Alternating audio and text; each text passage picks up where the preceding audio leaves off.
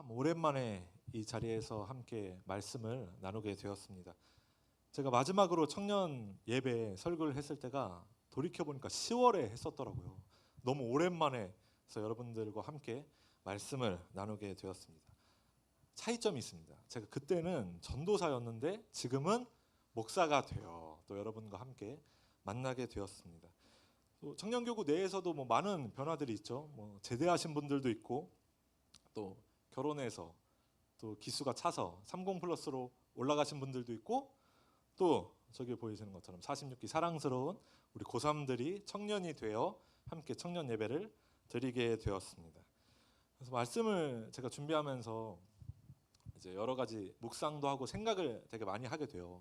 이 생각 저 생각 하다 보니까 제가 과천교회 청년교구에 온 지 1년이 딱 된 한 바퀴를 이렇게 돌아왔다는 사실을 깨닫게 되었습니다. 근데 그때도 제가 1월 요맘때 설교를 했었어요. 그때가 언제였냐면 이번처럼 필리핀 해외 선교, 해외 봉사를 갈 때 제가 지금처럼 이렇게 예배 인도와 함께 말씀을 전하는 시간을 가졌어요. 근데 제가 부임한 지 얼마 안 돼가지고 지금은 1년이라는 시간이 지났지만 그때는 부임한 지 얼마 안 돼서 막 어리버리 하고 있었는데 교역자 두 분은 필리핀으로 떠나버리시고 너무나 당황스러웠던 힘들었던 적이 있었습니다. 덕분에 청년교구에 이렇게 빡 적응을 할 수 있었습니다.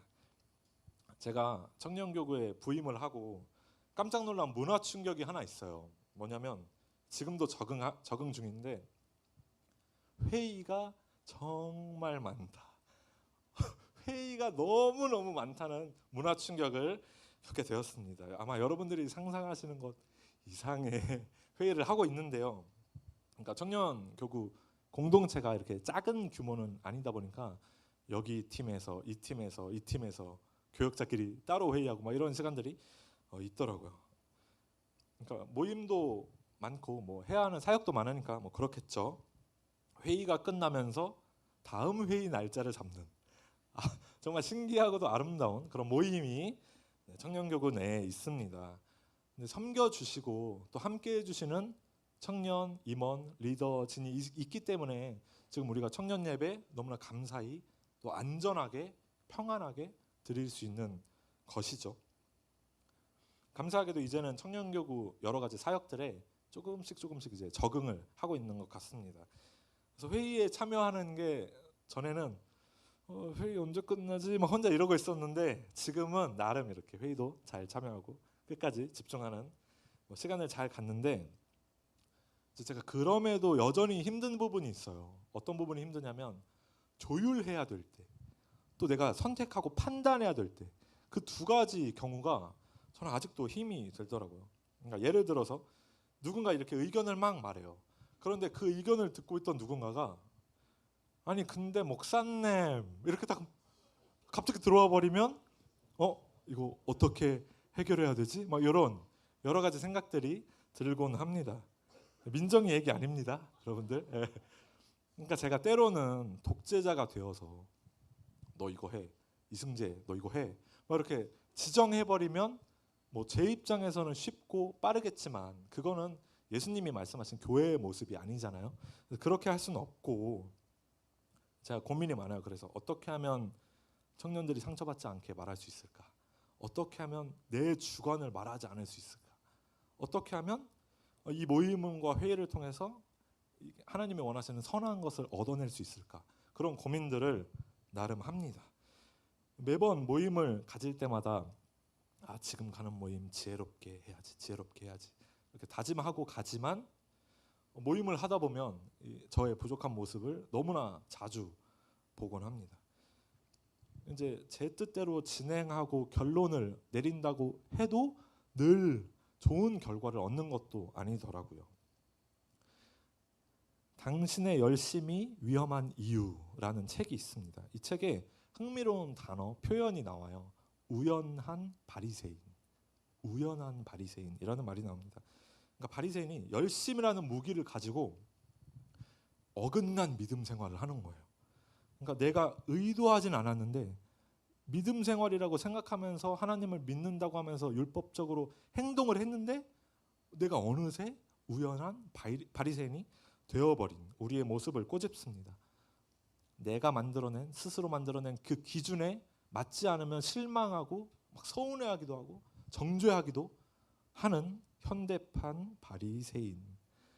성경의 본질이 뭔가요? 사랑, 용서, 긍휼, 자비, 뭐 이러한 내용보다 지금 내가 생각했을 때 옳은 것이 가장 중요한 사람들, 하나님 나라의 확장을 하는 것보다 내 뜻을 관철할 수 있는 사람들을 모집하고 공동체를 이루고 그것들을 키워나가는 일에 더 관심이 있는 사람들, 우리의 모습입니다. 스스로가 심판자가 되어서 타인을 배척하기도 하고 판단하는 우리의 모습을 함께 생각해 보았으면 좋겠습니다. 오늘 말씀은 우리에게 이 땅의 진정한 심판자, 절대적 주권자가 누구인지 알려주고 있습니다. 함께 말씀 조금 길 수 있는데 같이 읽어볼게요. 마태복음 3장 11절 12절 말씀 함께 읽어보도록 하겠습니다. 시작. 나는 너희로 회개하게 하기 위하여 물로 세례를 베풀거니와 오시는 이는 나는 그의 신을 들기도 감당하지 못하겠노라. 그는 성령과 불로 너희에게 세례를 베푸실 것이요 손에 키를 들고 자기의 타작마당을 정하게 하사 알곡은 모아 곳간에 들이고 죽정이는 꺼지지 않는 불에 태우시리라. 아멘. 우리 2024년 청년교구 표어는 예수 더 알기 원하네입니다. 아까 제가 영어로 했던 Get to know Jesus 우리 표어입니다. 올 한 해 예수님을 인격적으로 또 지식적으로 경험하는 청년교구 되기를 주님의 이름으로 축복합니다. 예수 그리스도와 동행하는 신비가 있으면 청년교구의 정체성을 찾을 수 있습니다. 나아가서 내 삶의 정체성도 찾을 수 있습니다. 우리는 예수님을 잘 알고 있다고, 예수님을 잘 믿고 있다고 생각하지만 생각보다 우리가 예수님에 대해 아는 것이 없을 수 있다. 어쩌면 이 예수님을 사이에 두고 내가 더 높은 자리에 올라갈 거야 다퉜던 제자들처럼 내가 믿고 싶은 예수님, 내가 원하는 예수님, 나를 만족시켜주는 예수님을 찾고 있는지 모릅니다. 그래서 여러분 또 저도 내가 예수님을 얼마나 잘 알고 있는지가 참 중요한데요. 그러니까 바리새인들은 예수님을 눈앞에 두고도 예수님인지 못 알아봤잖아요. 얼마 전 우리는 설교를 통해 예수님의 이름에 대해 배웠습니다. 예수, 구원자, 임마누엘, 주님이 우리와 함께 하신다. 예수님 이름 외에도 우리가 예수님에 대해서 알아야 할 것들이 많이 있어요. 뭐가 있냐면 예수님의 언어, 예수님의 행동, 예수님의 감정, 예수님의 성격, 예수님의 인간적인 모습과 일상들. 내가 예수님에 대해서 알고 있다고 생각했는데 내가 알지 못하는구나. 내가 그렇지 않았음을 인정하는 것, 이것이 예수님을 알아가는 첫 번째 스텝이 되어줍니다. 여러분은 그 예수님 하면 어떤 이미지가 떠오르세요? 예수님 지금 스쳐가는 이미지들이 있으시죠? 사랑과 용서, 자비의 예수님, 또는 어린아이를 안아주시는 따스한 예수님의 그러한 모습들이 생각날 수 있습니다. 저희 집에 그 그림이 하나 걸려 있어요. 목자 예수님이 양들 사이로 양 한 마리 안고 지나가는 그런 이미지 아시죠? 제가 이제 딱 했을 때 대충 그려지시죠? 그러니까 우리가 자주 접하는 이미지들 있잖아요. 나무 아래에서 제자들과 함께 얘기하고 있는 예수님의 모습, 제자들이랑 같이 식사하시는 모습, 바위 위에서 무릎 꿇고 기도하시는 예수님의 모습, 이런 이미지들이 있습니다. 그러니까 이러한 이미지들을, 그림들을 제가 생각해 보니까 어쩌면 이런 이미지들이 자주 노출되는 이유는 내가 소망하고 우리가 소망하는 그 바라는 예수님의 모습이 그런 이미지이기 때문이 아닐까 하는 생각을 하게 되었습니다. 믿으실지 모르겠지만 저는 25년 전에 예수님을 만난 적이 있어요. 예수님을 만난 적이 있습니다. 꿈속에서 만났는데 어떻게 만났냐면 당시에 제 또래이신 분들 뭐 부장님들 계신데 그 포청천이라는 드라마가 있었어요. 설명해 드릴게요. 중국 드라마인데 이제 중국 드라마인데 우리가 이제 수입을 해와서 우리나라에서 방영을 했어요. 얼마나 유명했냐면 시청률 45%막 이런 드라마예요. 상당한 드라마인데 아쉽네요. 여러분들 모르셔서. 그 중국 드라마의 특징이 있잖아요. 뭐죠? 거의 하면 막 여기서 저기로 막 날아가 있고 그런 장면들 아시죠? 근데 제가 어린 마음에 그 모습이 너무 멋있어 보이는 거예요. 그래서 이제 어느 정도 뛸 수 있는 거리가 된다. 그럼 무조건 허잇하면서 이렇게 뛰어가는, 이렇게 뛰어넘는 뭐 그런 행동을 자주 했었는데, 근데 어느 날 꿈속에 초록색 잔디가 가득한 곳에 들판에 바위가, 이렇게 조그만 바위가 하나 있었는데 그 위에서 예수님이 저를 부르시는 거예요. 요한아 막 이러면서 부르시는 거예요. 그래서 예수님 앞에 딱 섰더니 간결하게 딱 이렇게 한 말씀 하셨거든요. 요한아, 높은 곳에서 뛰지 말아라. 그러시는 거예요. 이렇게 음성으로 이렇게 뭐 꿈이지만, 근데 마침 제가 왜 이 말씀이 진짜 예수님이 나에게 오신 것이다라고 믿고 생각하는 이유가, 이제 제가 조금씩 자신감이 붙던 시기였거든요. 그래서 약간 벅차도 도움닫기를 통해서 어떻게든 막 넘는. 그래서 몇 번은 계단에서 계단 막 뛰어넘다가 막 꼬매기도 하고 막 그런 적이 있었어요. 한창 그러던 시기에 예수님을 만났던 그러한 이야기였습니다. 다시 돌아와서, 그러니까 우리는 예수님을 이렇게 우리의 경험으로도 만날 수 있는 것이죠. 근데 경험뿐만 아니라 말씀으로 예수님은 스스로 어떤 분이신지 계속해서 말씀을 하세요. 알려주세요. 보여주세요. 우리가 계시라고 하는 게 나를 드러내시는 거잖아요. 예수님이 자신의 모습을 우리에게 보여주시거든요. 말씀을 통해 우리는 예수님의 한 면만 바라보는 것이 아니라 옆면, 뒷면, 예수님의 모습을 입체적으로 우리가 생각해 볼 수 있는 것이죠. 예루살렘 성을 보며 눈물 흘리고 계시는 예수님, 또 배고픔을 느끼거나 피곤해서 주무시는 인간적인 모습의 예수님과 같이 다양한 예수님의 모습을 말씀을 통해 우리는 살펴볼 수 있습니다.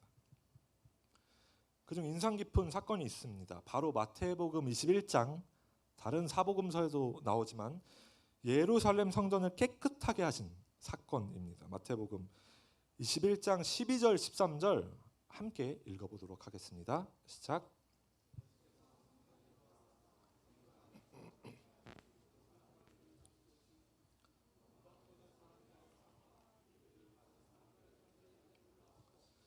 그들에게 이르시되 기록된 바 내 집은 기도하는 집이라 일컬음을 받으리라 하였거늘 너희는 강도의 소굴을 만드는도다 하시니라. 예수께서 예루살렘을 찾으십니다. 찾자마자 가장 먼저 들리신 곳이 예루살렘 성전을 들어가십니다. 그곳에서 돈 바꾸는 사람들과 온갖 동물을 막 판매하는 사람들을 발견하고 분노하십니다. 얼마나 크게 분노하셨냐면 상을 엎어버리시고, 이 말씀에는 안 나오지만 다른 복음서에는 노끈으로 채찍을 만들어서 동물들을 막 내리쳐요.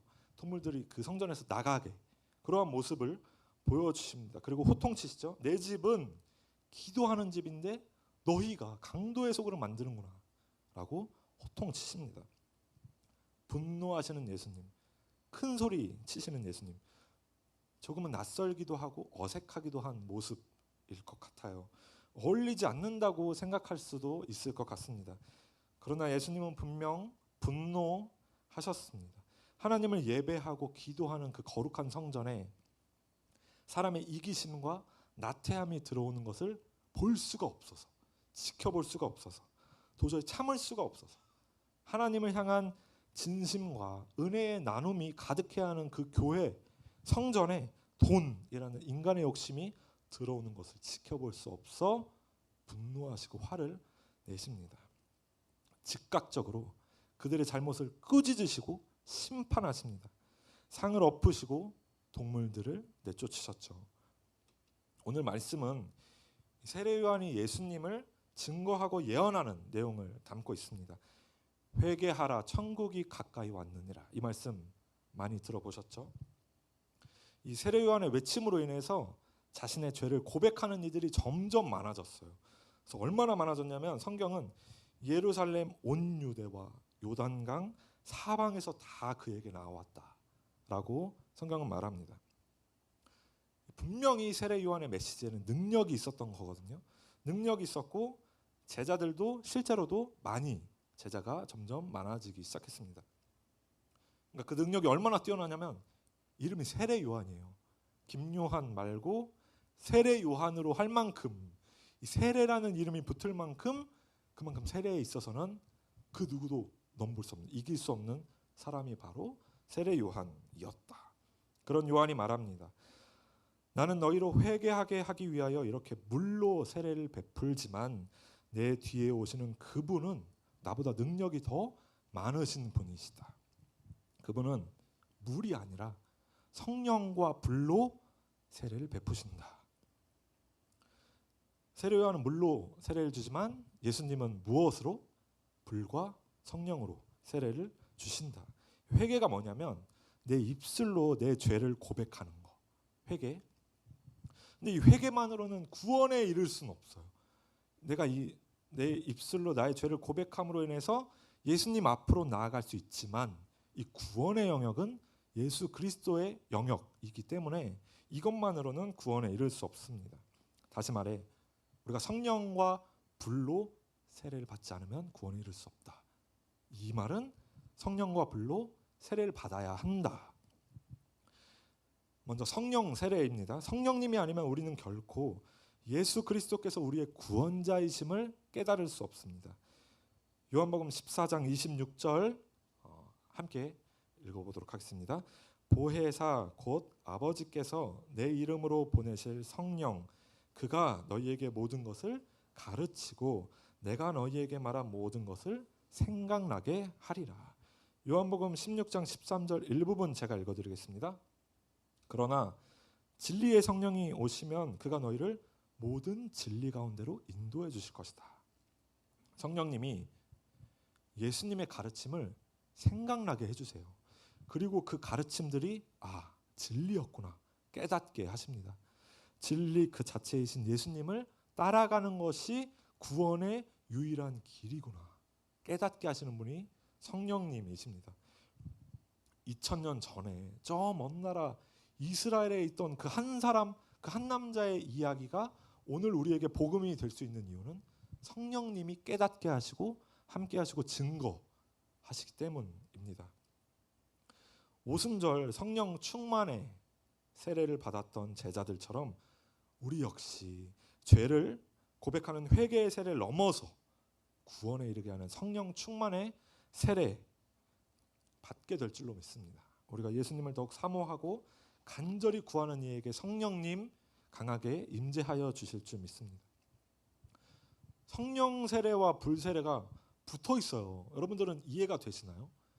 성령은 뭔가 그냥 긍정적인 느낌일 것 같은데 불 세례 막 이렇게 하면 제가 어감으로 뭐 그렇게 한 것 같기도 하지만 불 세례 이렇게 하면 막 불이 막 하늘에서 쏟아지는 뭔가 무시무시한 그런 이미지가 생각나는 것 같습니다.